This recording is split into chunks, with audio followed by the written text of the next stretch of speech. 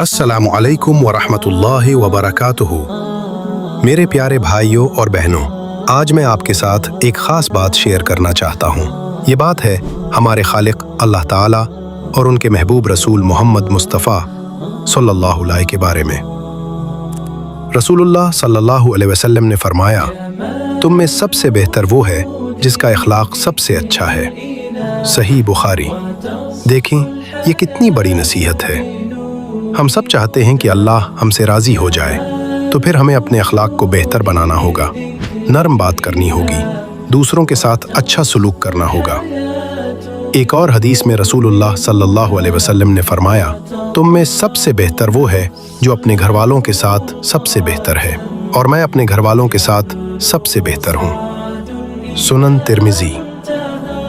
یعنی اصل نیکی یہ نہیں کہ ہم صرف باہر کے لوگوں کے ساتھ اچھے ہوں، بلکہ اصل امتحان تو ہمارے اپنے گھر میں ہے۔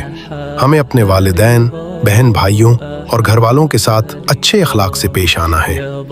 اور میرے دوستو، ایک اور مبارک حدیث میں رسول اللہ صلی اللہ علیہ وسلم نے فرمایا، تم میں سب سے بہتر وہ ہے جو قرآن سیکھے اور سکھائے۔ صحیح بخاری۔ کتنی پیاری بات ہے۔ قرآن ہمارے لیے روشنی ہے، ہمارے دلوں کو سکون دینے والا ہے۔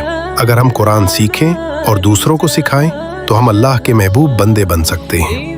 تو آئیے آج ہم سب یہ عہد کریں کہ ہم اپنے اخلاق کو بہتر بنائیں گے، اپنے گھر والوں سے پیار اور احترام سے پیش آئیں گے، اور قرآن کو سیکھنے اور سکھانے کی کوشش کریں گے۔ اللہ ہمیں اپنے محبوب بندوں میں شامل فرمائے اور ہمیں اپنے نبی صلی اللہ علیہ وسلم کی سنتوں پر چلنے کی توفیق دے۔